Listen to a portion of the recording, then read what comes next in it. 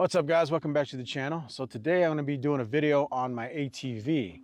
So one of the first things I wanted to do when I moved up here to the Reno area of Nevada from Vegas was to buy some off-road toys, because Northern Nevada has amazing off-road playgrounds. I mean, right here where I live right now, I just live right over there in that neighborhood. But right outside my door, I got hundreds of miles of BLM land, or Bureau of Land Management, public lands. So I don't even need a truck or a trailer. I can just open the garage and drive right out my garage and have access to hundreds of miles of mountainous trails out here where I live. And there's other areas of Reno that have even better trails than I got. Like, they got access to Lake Tahoe right out their back door, which I would love to live in those areas, but it costs $1 million to live in those neighborhoods. So I live in the more affordable side. But yeah, I got friends in Carson City and Gardnerville, Dayton, those more south towns from Carson City, and they have awesome access to trails too. Matter of fact, my parents, they live just outside of Carson City, and they have access to Virginia City, the old Virginia City from the old gold mining and silver mining days. They live right out there, so I'll have some videos of us playing around in that area too. So today we're going to talk about my 2008 Polaris Sportsman Touring 500 HO. This is a 2-up ATV, four-wheel drive off-road ATV. And this thing is awesome, man. A lot of the newer ones are going to be really expensive. So I was on the hunt for a used one. And this one here specifically is really hard to find, especially in good condition, because this one is a 2-up. So if you watch my channel for a while, you probably saw me having some fun on my Honda. I had a Honda 400EX, I think it's called. And it's just a 2-wheel drive sport ATV, really small, lightweight, powerful, and fast. But I wanted something 4-wheel drive and more comfortable, where I could take a second person with me, because I got 3 kids and a wife. And it's fun to, explore with them and just get them out, outside and enjoying the outdoors as well. So we got this one here that can carry a second person, really comfortable and safe. And like I said, they still make 2-ups today. They're just not, I don't think they sell as much as the sportier single person ones. But if you look hard enough, you can find these older ones used for a really cheap price. I mean, I got this thing for 5,000 bucks, which that still sounds like a lot of money. But in the world of ATVs and side-by-sides and stuff like that, these toys in general are expensive. But $5,000 for a really good condition, well taken care of, 2-up, 500 4-wheel drive is a good deal in my opinion. And we'll talk about all the features that it came with too. So the previous owner, he lived out in, I think it was Gardnerville area, which is south of Carson City. And he just played around with it out in the desert. I think he took it out hunting a couple times, but he took really good care of it. He gave me all the copies of the oil changes, the receipts of all the oil changes that he did on this thing, and the filters. So he changed the filters, he changed the oil, parked it in his garage. He had a couple other ATVs and a couple side-by-sides as well. So this guy had a lot of toys. So he was very experienced with taking care of power machines like this. But I got lucky getting it for 5,000 bucks. So let's talk about the 2-up part first, because I think that's what everybody's like wanting to see right away.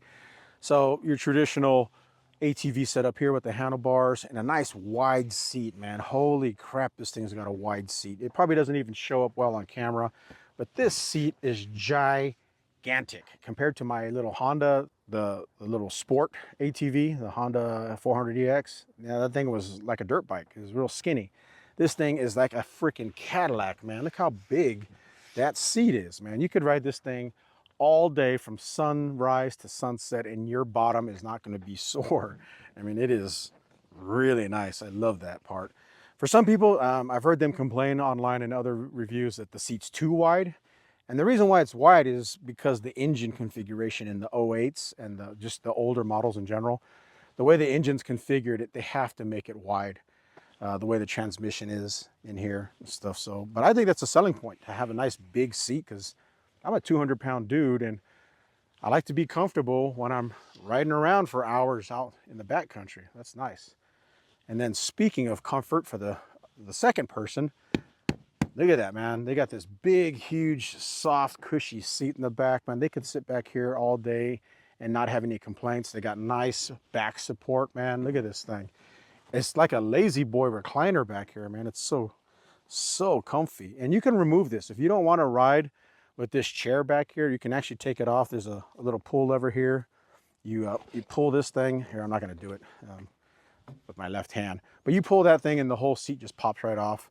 Then that leaves space for your bag. So if you want to put a big cargo box back here, a locking plastic cargo box, you could do that. You might have to take off some of these handles or something. I'm not sure. I never really tried it. Or they have soft bags. When we first bought this thing, it had a big soft bag. So you could put all your, your food, water, recovery gear, whatever, camping gear, all in on this back rack here. We'll talk about that in a minute. But yeah, that's the seat. Nice and big, nice and comfy.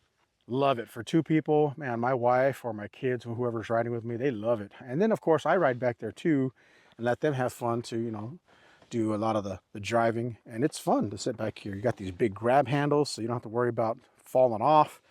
And more importantly, you have these footwells with a steel kind of like footrest there. And that makes it safe too. And comfortable, so your legs aren't, dangling down, not hitting on anything. A lot of times you'll see the one-person ATVs, well, they'll put a second seat on it, like aftermarket, which is not really safe because the wheelbase is still too short, and then when they hit a bump, they're sitting too far back, and they're just sitting on the cargo area. Really, it's not made for that. And then they even sell like foot extensions so their feet don't dangle, whereas this one, the frame is literally extended longer, and they're sitting on a nice purpose-built, comfortable, safe seat. There's a place for their feet, and they're positioned over a rear independent suspension, which is, again, designed to carry two people. So it's super comfortable. I love it. Absolutely love it. And for those who are wondering, will this fit inside the back of a full-size truck with only a 5.5-foot bed? The answer is yes. This does have a longer wheelbase, but it still fits in the back of a 5.5-foot full-size truck like my Toyota Tundra. And you do have to keep the tailgate down, but it will fit in the back. You don't need a trailer, so that's nice. Let's talk about the engine. So like I said, this is a 500 HO, so gas-powered obviously. But this one has electronic fuel injection too. That's kind of nice. So you don't have to worry about elevations and stuff like that and tuning your carburetor and all that stuff. Electronic fuel injection allows you to just basically ride it in almost any condition.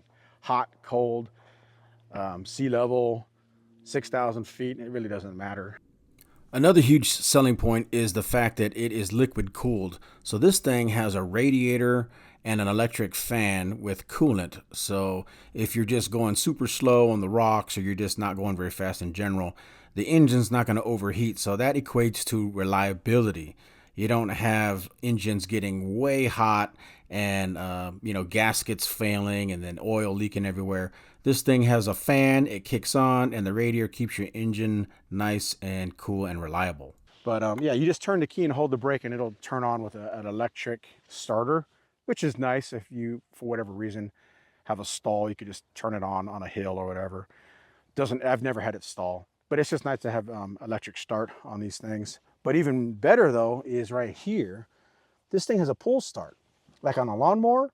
So for whatever reason, say you're 100 miles away from camp and your starter dies out. I mean, it's a machine, things break. If your starter died, you could literally pull start this thing. So that's cool. It's like a fail-safe backup for starting this thing if Murphy's Law were to hit you. And I like that. I think that's a big selling point. I don't think the newer models have a pull start. So if you buy an older one, that's a big selling point. So very cool there. Let's start at the front here. So at the front, you got headlights with an extra third light in the middle. So that's kind of nice. I think the high beam is up there. I'm not exactly sure. I didn't do a lot of night riding on this thing, but you can upgrade these lights to LEDs if you wanted to. I didn't really feel the need to upgrade anything. The lights were fine. Again, you got 3 lights. I've seen some guys put light bars on these things, but I didn't really ride a lot at night, so this did just fine. And I like the fact that the light's on the handlebars, so when you turn the wheels, you can see in the direction you want to go. That's kind of nice. I don't know why some ATVs don't have lights on the handlebars. It's got a winch. I forgot how many pounds winch this is, but this came with it. I'm assuming this is a Polaris winch. It's an old school steel cable winch, and it's got a little stopper there, which is nice. And if you want to control that winch, it has the in and out switch right there built in to the left handlebar. And I've never had to use it, never got stuck, but I've heard people say, you know, when you have a winch, you can pretty much go anywhere, because if you did get stuck in a ditch or something, you could winch yourself out. You don't need to call for help. You can just help yourself. So that's kind of nice, having a winch. And that goes for off-road vehicles of any type, Jeeps, trucks, or whatever. Having a winch is just kind of like a must-have item. So it's nice that this came with one, even though I never used it. Front bumper's plastic, but it's a tough plastic. Overall, it looks like it's held up over the last 15 years it's been ridden. I know you can put aftermarket steel bumpers on here if you want to. It does have a steel kind of like bash guard right there, and that's probably where you're going to get most of your impacts anyway. This one has A-arm protectors. They're plastic, Polaris branded A-arm protectors to protect your CV axles and your boots. So that's kind of nice. This one did include protection for your suspension. And like I said, when you're going down these roads, sometimes a rock will hit right there. But I've never had any issues personally. This one has an older McPherson style suspension in the front. So McPherson struts, essentially they're shocks that are built into your hub, which is old school. It's technology I've seen on cars, and it works fine, especially for a four-wheel drive, slow ATV like this. Like, you don't need Fox shocks with reservoir shocks, adjustable and all that stuff. You kind of don't need it. I never saw the need to upgrade to fancy Fox shocks or anything like that. But if you were that kind of guy who wanted to upgrade the shocks, these types of McPherson shocks would not be optimal for sure. But like I said, don't need it for what I do. You can see the axles down there. CV boots are in good condition. None of them are torn. Very nice. I think he even greased up the Zerk fittings and all that. Tubular A-arms. Pretty standard stuff for ATVs. The wheels on this one, these are, I believe, 12s. Yeah, these are 12-inch steel wheels. I think there were some models that had aluminum wheels. These steelies look cool, and they're tough as nails. Matter of fact, you can see one of the wheels has a dent, and it doesn't lose air. I'm not going to upgrade these to aluminum because I don't feel like I need to. It's just a fun toy. I'm not going to bling it out. I don't need to make it look all fancy. It has these Sedona Ripsaw tires, and the previous owner I bought it from, I think he only had a couple rides on these things. These tires are basically brand new. So let's see, what's the size? So these are 8-inch wide in the front and 10-inch wide in the back. They are 25 by 10 by 12. So 12-inch wheels, 25 diameter, and 10-inch wide in the back, 8-inch wide in the front. And these Ripsaws are nice, man. They perform really well in my environment. As you can see, I live out in the sagebrush, and there's a lot of dirt and sand and sagebrush. Not a lot of trees out here in the west where I'm at. It's kind of deserty, and this is perfect for my conditions. If you lived in a more muddy area, or maybe even a rockier area, you might want to get different tires, maybe a Bighorn Maxxis or something. But these Ripsaws, man, they're great. I love these things. And they're pretty decent on the road too, because I ride it on the asphalt to get here from my house, and they do really good. I like it. All right, moving on. So you do have a front rack and a rear rack. So on this one, you got this, it's a plastic front flat rack. It's great for putting whatever, all your gear, camp gear, hunting gear. You can put rifle racks on here. They have these clamps you can put for rifles. And I think this extended bar here, I think that's an aftermarket. I'm not sure if that came with it or not, but I've seen them for sale on Amazon. where you can buy these as extras, I think. If you don't have them, you can buy them. They also have a steel tie down point on here too. So if you have bungees, you can really strap stuff down to this front rack. I really like ATVs with racks because my Honda 400EX had no racks at all. And it was hard to carry extra fuel. You'd have to carry it in your backpack or make a rack. I mean, you can buy an aftermarket rack for those things. But I really think that ATVs need to have some kind of cargo system, at least to carry some extra fuel, because if you're going to ride all day with your buddies, you might run out of gas. The nice thing about this one too is if you unlock it here and you unlock it there, it actually tips open and you have storage underneath. Not a whole lot, but enough for water, food, snacks, tools, recovery gear. Here's your fuse box right here. There's your, looks like your radiator fill right there. Nice little storage spot there. And it has a gasket in here. So it lines up here with that right there. So it technically is watertight and dust tight, dust proof or dust resistant, which is nice. Keep your stuff clean when you're going down the trails. So that's the front rack.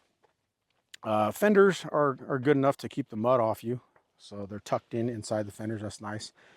Built-in fender wells, so you don't have to worry about mud coming up and get you all wet. I mean, you still get mud and dirt, but unlike sport ATVs where they're open, this is nice and closed. And then moving to the back, you have a rear rack, like I said. This one doesn't have cargo storage other than this little one right here. There is a little trunk. Turn that knob and there's a small little glove box size storage. It is watertight back there, so again, you could put stuff in there, probably tools or whatever. But yeah, this one here is nice. The previous owner added this aftermarket extension cargo rack, which I really appreciate, man. I like this thing. So because you have a two-person setup, you lose cargo space. So he added this extra cargo rack that bolts onto the frame right here. And it's steel with holes for tie downs. We've put a cooler here, a small little igloo cooler, and strapped it down. And then we put one of those roto packs back here as well and tied that down. So you could have fuel and food and all kinds of extra gear packed on just from having this little extension. And I think you can buy that on Amazon. I'll put a link below if I can find the Amazon link so you can buy one of these for yours if you want to. There's your brake lights and your backup lights in the back. Here's a look at the rear suspension and rear area in general. So you have your stock exhaust, nice and quiet. I don't like aftermarket, loud, obnoxious ATVs in general. I just don't like them. You know, you're going out into the country, you want to have some fun and enjoy nature, and then somebody has this obnoxiously loud ATV. It's just, it kind of ruins it for me. I don't like that. I'm not that kind of person. The quieter, the better. So stealthier, quieter, the better. And I'm a little bit of a prepper too, so if I were to bug out with this thing, I'd want to be as quiet as possible moving around out in the backcountry. I don't want to advertise that I'm here. So quieter, the better. Do you lose horsepower, or am I missing out on a couple horsepower freeing up that exhaust? Maybe, but again, I don't need a lot of horsepower for what I'm doing. I'm just cruising out here. It does have independent suspension in the back, as you can see. So this is nice. My 400EX was a solid axle, so it was really fast, but it was really harsh because it had a solid axle, whereas this one is independent. So you got a drive shaft coming to this differential, and then of course you have axles that go down to a hub, and you have that traditional A-arm rear suspension. And what that equates to is really smooth, Cadillac smooth ride when you're going down bumpy roads. So for me, if it's just me riding all day, that's comfortable. And if I have a partner on here, my wife or my kids, or my friends, the ride's comfortable for them as well. So you do have these shocks back here that are adjustable a little bit. You can adjust them just a little bit, not a whole lot of adjustments, and it's not easy to adjust them. But yeah, that's pretty simple back there. You could swap those out pretty easy. Unlike the fronts, you can swap out the rears real easy. So there is, I think that's a 1.5 inch hitch point and it's attached to the frame, so nice and sturdy. If you want to pull a trailer, maybe you're a hunter and you want to carry your deer or whatever it is you're hunting out of the woods, you can have one of those trailers and drag them out.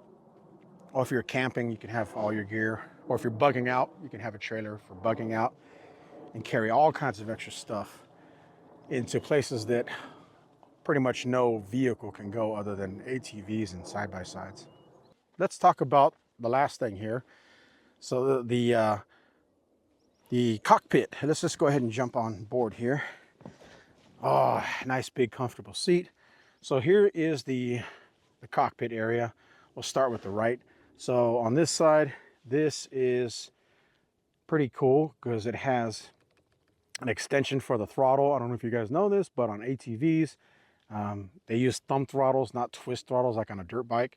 So you're using your thumb all day long, it gets tired. So this guy who owned it before me put this thumb extension. So it just makes it a lot easier to hit the gas. That's pretty nice. There's no brake lever here or clutch lever. There's nothing. It's just a handlebar.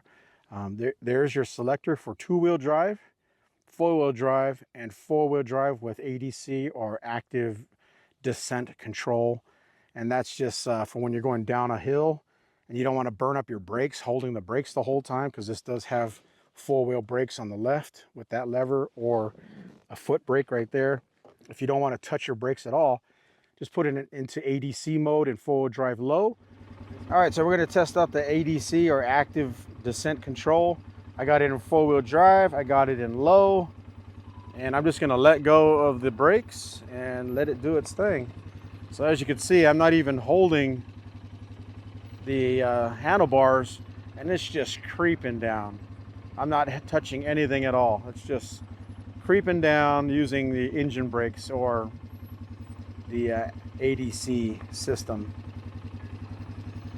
That's pretty nice. You don't have to burn up your brakes when you're going downhill.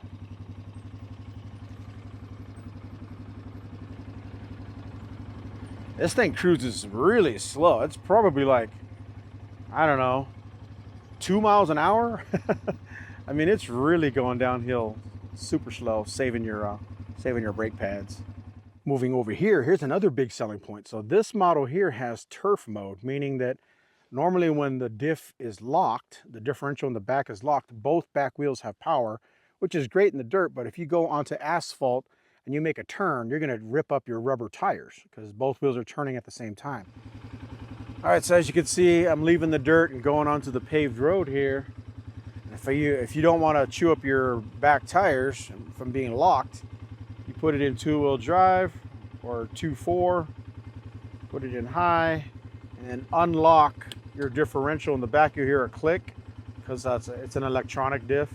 So now only one wheel is going to turn in the back, saving your back tires from getting chewed up. So here, let's go ahead and show you what this looks like. I'm going to go out on the road.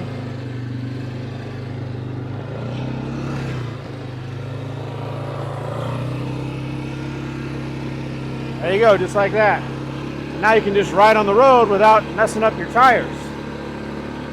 And it should be easier to drive too. More control. And then your gauge cluster is pretty standard here. 0 to 70, which is highly unlikely. I'd only do 40 or 50 on this thing because it's not a speed demon. It's not meant for speed. Your digital controls here just show your typical stuff, your fuel gauge, your odometer, your trip meter, hours that the engine runs and all that stuff. Pretty standard there. Over here, here's your winch in and out. Here's your high beam, low beam, and off for the lights. Engine run off, pretty standard there. And here's something kind of cool. This yellow button here, that right there, that overrides the reverse. And I don't know why you would need to do that. I guess there's a situation where you need to override your reverse speed. So I guess when you put it in reverse, it goes at a certain speed and it's limited. But you hit that yellow button and you can go fast in reverse. So I don't know why I would need that. Leave a comment below if you can tell me what conditions or scenario you would need to go fast in reverse. Because I don't know, I've never used it, but it's nice to know that I got it there. Again, there's your four-wheel brakes, and I think you can actually put it in parking mode too and lock this. So you can lock all 4 wheels if you're parked kind of weird on a ledge or something on a hill. You could literally physically lock all 4 brakes in the on position. And lastly, over here, you have a little 12-volt or cigarette lighter plug-in right there. So you can put a USB adapter, or you can use one of those little portable tire inflators and plug it in for power. So that's kind of nice that you have a little power source here too for whatever you need. And I think that's it. Oh, the transmission's pretty standard stuff. If you've never seen one of these ATVs, it's pretty standard. There's no clutch to engage to put it in gear. You just shove it. So you literally pull it all the way back for park, reverse, neutral, low, and high. When you want to drive away, you just literally shove it into position and it goes where it needs to go. There's no clutch to disengage. There's your fuel cap right there. I don't know how big the gas tank on this thing is, but I've never ran out of gas for a day of riding. So you fill it up, ride all day. You can probably go 100 miles. I would assume on average, a lot of these ATVs, gas-powered ATVs can go about 100 miles usually, depending on the terrain and how you ride. But there you go, guys. That's a look at my 2008 Polaris Sportsman Touring 500 HO 2-up 4-wheel drive ATV. Pretty cool steel at 5,000 bucks used. I think these are a fantastic way to get out and enjoy nature. Just explore the outdoors, get your kids out and have some fun too. I think these are awesome. We just bought a side-by-side. It's a Polaris 800S. It's used as well. It's a 2013. And I'll do a video on that one as well. But yeah, that's it on this one. Hit that like button to support my channel. Appreciate it. Helps me out a lot. Ring the bell to be notified when I upload new videos. And leave a comment below. Let me know what you think about these older Polaris Sportsman ATVs. You have one, or did you have one in the past? What was your experience with these things? All right, guys, take care. Have fun. Enjoy life. Life is too short not to have a whole lot of fun before it's time to go to the other world. Take care, guys. See ya.